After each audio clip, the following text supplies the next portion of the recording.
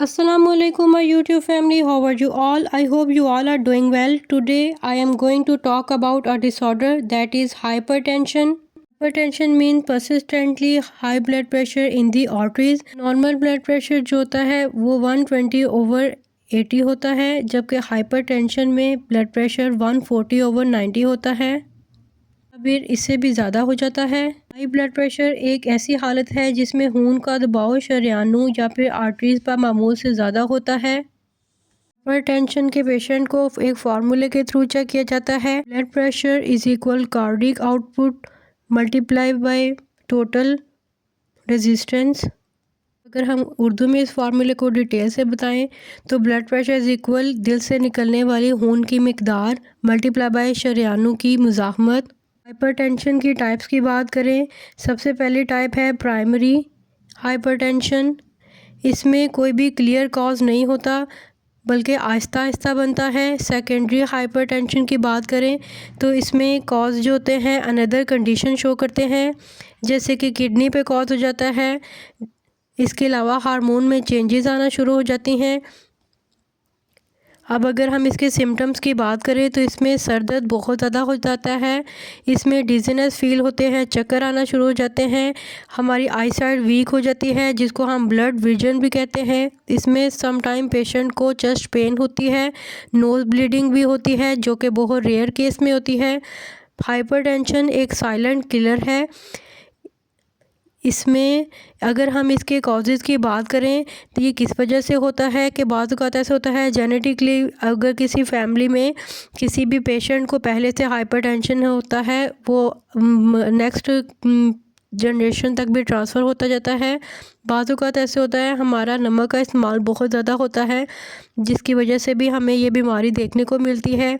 अगर बॉडी में बहुत ज़्यादा चिकनाई है या सम टाइम ओबेसिटी के शिकार पेशेंट को भी हाइपरटेंशन का सामना करना पड़ता है।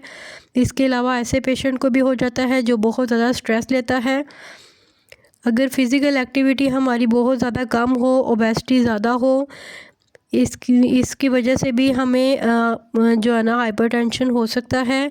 समटाइम्स ऐसे होता है कि वो पेशेंट जो कि स्मोकिंग करते हैं उनमें भी ऐसे केसेस देखने को मिलते हैं।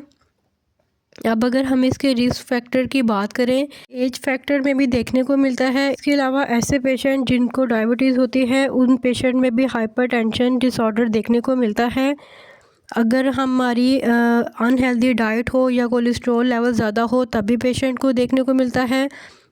हाइपरटेंशन के नुकसानात क्या हैं? इसमें हार्ट अटैक का सामना करना पड़ता है, किसी भी किस्म के स्ट्रोक या झटके वगैरह लग सकते हैं, किडनी फेलियर हो सकती है, हमारी विजन लॉस हो जा सकता है। अगर हम इसके ट्रीटमेंट की बात करें तो हम इसमें मेडिकेशन अप्लाई करते हैं। पेशेंट को ACE इनहिबिटर्स दिए जाते हैं, बीटा ब्लॉकर दिए जाते हैं। ये सब मेडिसिन डॉक्टर की प्रिस्क्रिप्शन के बाद दी जाती है। अगर हम इसमें लाइफस्टाइल चेंजेस की बात करें तो हम जैसे अपना सॉल्ट का इंटेक कम करते हैं तो हाइपरटेंशन एज़ यूजुअल कम होना शुरू हो जाती है। अगर हम अपनी रूटीन में एक्सरसाइज ऐड करें तब भी ये कम हो जाती है। हम अपने लाइफस्टाइल को मेंटेन रख के, अपने हेल्दी लाइफस्टाइल को फॉलो करके भी हाइपरटेंशन को कम कर सकते हैं। इसके अलावा हम अपनी स्मोकिंग को क्विट करके भी इसको ओवरकम कर सकते हैं। अगर हम इसके प्रिवेंशन की बात करें तो हेल्दी डाइट, फ्रूट्स और वेजिटेबल को अपनी लाइफस्टाइल में ऐड करने से भी अपने आप को इम्प्रूव कर सकते हैं। इसके बाद अगर हम अपना रेगुलर ब्लड प्रेशर चेक करें तब भी ये इम्प्रूव हो सकता है। स्ट्रेस मैनेजमेंट टेक्निक्स वगैरह को अप्लाई करने के बाद भी इसको ओवरकम किया जा सकता है। हम अपनी फ़िज़िकल एक्टिविटी को इंक्रीज़ करके भी इसको कम कर सकते हैं। हाइपरटेंशन जो बेसिकली एक ऐसी बीमारी है कि जो लंबे अरसे तक भी जा सकती है, लेकिन ये मैनेज भी हो सकती है अगर हम इसको अर्ली एज में, अर्ली टाइम पीरियड में इसको डिटेक्ट कर लें तो हम इससे अपनी ज़िंदगी को महफूज कर सकते हैं। अगर हम इसके जो है ना रेगुलर मॉनिटरिंग के थ्रू इसका प्रॉपर ट्रीटमेंट करवाएं तो हम इसको इम्प्रूव भी केयर कर सकते हैं। अब अगर हम इसको साइंटिफिकली डिटेल में पढ़ें तो इसमें जो है ना शरेयानें बहुत ज़्यादा तंग और सख्त हो जाती हैं। इसमें दिल की अंदरूनी तह ख़राब हो जाती है, इसमें इसकी रेजिस्टेंस बढ़ जाती है, दिल को बहुत ज़्यादा काम करना पड़ता है, दिल का साइज़ भी बढ़ जाता है। अगर हम इसके डिटेल कॉजेज़ की बात करें तो ये एजिंग के थ्रू, लाइफस्टाइल फैक्टर्स के थ्रू और जेनेटिकली भी बहुत ज़्यादा हो जाता है। इसके अलावा hypertension, kidney disease, hormonal disorders, certain medical steroids वगैरह के यूज़ से भी बहुत ज़्यादा होता है। Some time hypertension, headache, vision problem, chest pain, shortness of breath की वजह से भी ज़्यादा होता है। अगर हम इसके ब्रेन से रिलेटेड इफ़ेक्ट की बात करें तो इसमें बहुत ज़्यादा पेशेंट को झटके लगते हैं, उसका मेमोरी लॉस हो जाता है। अगर हम किसके किडनी पे इफ़ेक्ट की बात करें तो इसमें किडनी फेलियर के चांसेस होते हैं।